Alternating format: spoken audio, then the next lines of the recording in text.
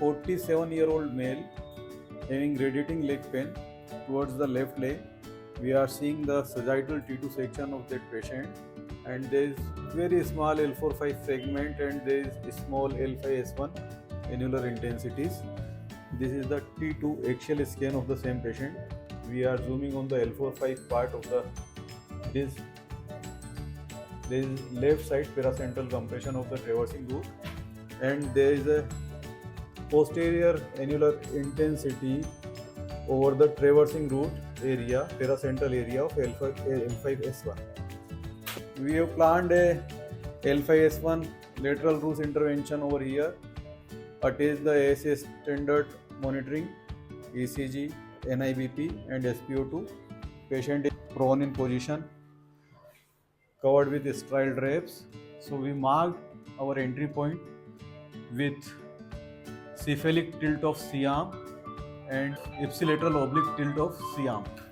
This is the C-arm position over here, and we have pointed out our needle. Our entry point will be little bit lower and medial. We have marked the entry point, giving the infiltration of xylocaine 1%.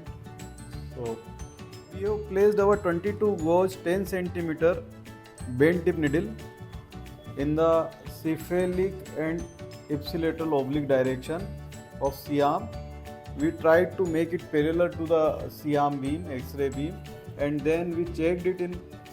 So this is the cephalic oblique view which we are seeing on the right side of the screen, and left side is showing the AP view of the same needle, and the next lateral view we can see on the right side of the screen.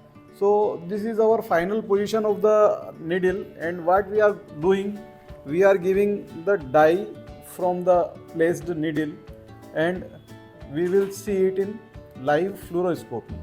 So this is the same AP shoot of the dye spread.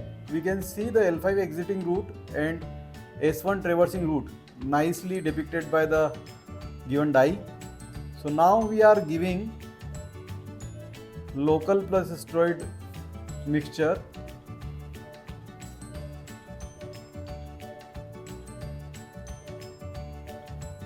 So shoot.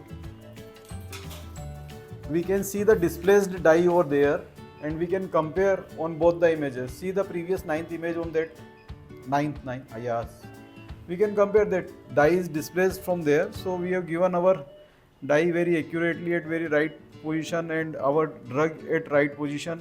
Now we are removing our needle with infiltration of 1% xylocard in the fascia and the subcutaneous tissue.